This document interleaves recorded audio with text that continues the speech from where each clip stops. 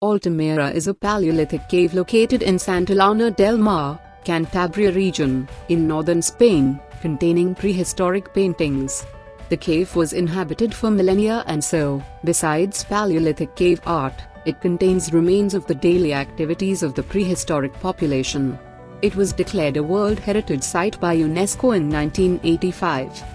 Nowadays, the cave is 270 meters long and the archaeological site can be found inside the cave, near the entrance. However, there are also remains outside since the original cave entrance fell down. The cave can be divided into three sections. The cave entrance. The Great Room or Polychrome Room. The gallery.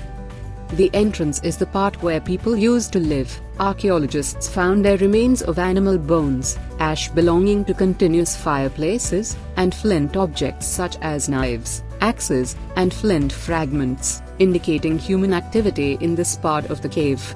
Given the fact that archaeologists have found these types of remains located in different layers of sediments, it seems reasonable to assume that the cave was inhabited for long periods of time.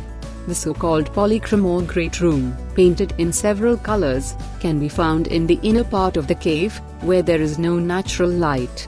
The entrance and the polychrome room form a great hall, but since the cave is a narrow gallery there is little room for large spaces, except for the larger chamber. The end of the cave is a narrow gallery with difficult access, but it also contains Paleolithic paintings and engravings. The cave was discovered in 1868 by a hunter, Modesto Cubillas, who told Marcelino Sanz de Sortola, a nobleman in the region, about it. However, Sanz de Sortola did not visit the cave until 1875 and the first excavation works at the site only started in 1879. He found objects made of flint, bone, and horn, as well as colorants, fauna, and shells that allowed the dating of the cave paintings.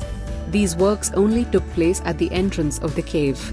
Sanz de Sortola published his briefs appends sobre algunos objetos prehistóricos de la provincia de Santander, notes on some prehistoric objects in the Santander region, a year later. At the time of the discovery, the main research on prehistory was carried out in France by scholars who did not accept the authenticity of the paintings since they did not show the same patterns and features of those caves studied in France. Sanz de Sortola was considered a liar, and Altamira was forgotten. In 1902, E. Descartes Ilage, a French prehistorian, published Les Cavernes Onis de Descens. La Grande d'Altamira, Espagne. Mea culpa d'un septique, the caves decorated with drawings. The Cave of Altamira, Spain.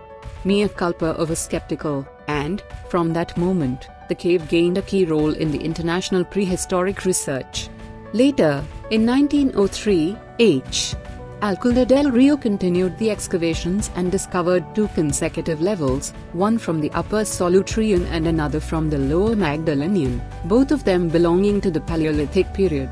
These data were confirmed in the excavations made by Hugo Obermeier in 1924 and 1925, and J.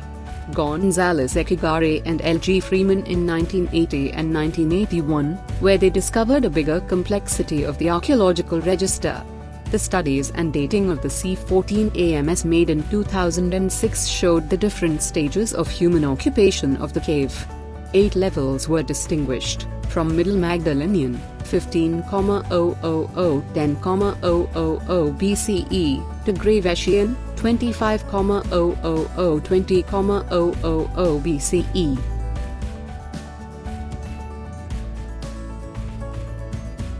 Based on the archaeological research, experts assume that the paintings and engravings on the cave walls were made by the people who inhabited the cave during the different periods.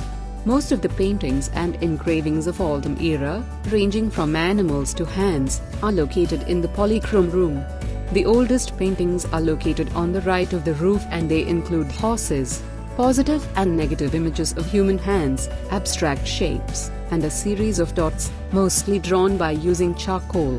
There are also masks created by drawing eyes and mouth on the natural contours of the rock walls, which have been dated to the Lower Magdalenian period. However, the majority of the paintings from this period represent deer. On the right of the roof, we can find the 25 colored images of the cave, mostly in red and black, big representations of horses, paintings of bison, and a female deer that measures more than 2 meters. The drawing technique employed was engraving the wall with a flint object and, then, drawing a black line using charcoal. Afterwards, it was colored with red or yellow. The details, such as hair, were made with a charcoal pencil while elements like eyes or horns were engraved. Although they may seem simple figures, bumps and cracks on the roof were purposely used to give volume to the animals. The narrow gallery contains a special set of masks representing animal faces, for instance, deer and bison. The technique employed is simple and astonishing at the same time. The artist took advantage of the natural contours and the perspective to create a whole face with simple elements such as eyes and lines representing the mouth or the nose. Nowadays, Altamira cave is closed to the public due to preservation problems. As said before, the entrance fell over and covered the cave, creating a stable climate inside that ensured the preservation of the paintings. But when it was discovered, the air started entering from the outside and caused changes in humidity and temperature. Furthermore, during the 20th century, walls and paths were built inside the cave to accept hundreds of thousands of visitors. All these changes affected the paintings, as well as the human presence. Between 1997 and 2001, measures were taken to control the state of the cave.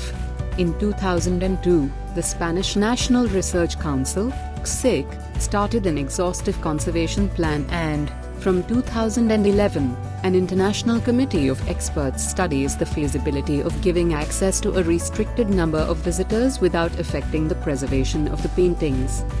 Even though the original cave cannot be visited, archaeological studies and experts made possible the recreation of the cave that can be visited, as well as the Altamira Museum, which contains a permanent collection of objects from Altamira and other surrounding caves.